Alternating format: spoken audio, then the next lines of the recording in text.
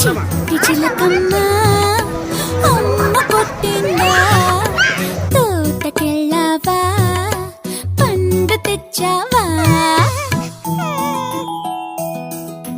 గుడ్లు పెట్టావా గుటుక్కుమన్నావా, గుడ్లు పెట్టావా గుటుక్కుమన్నావా.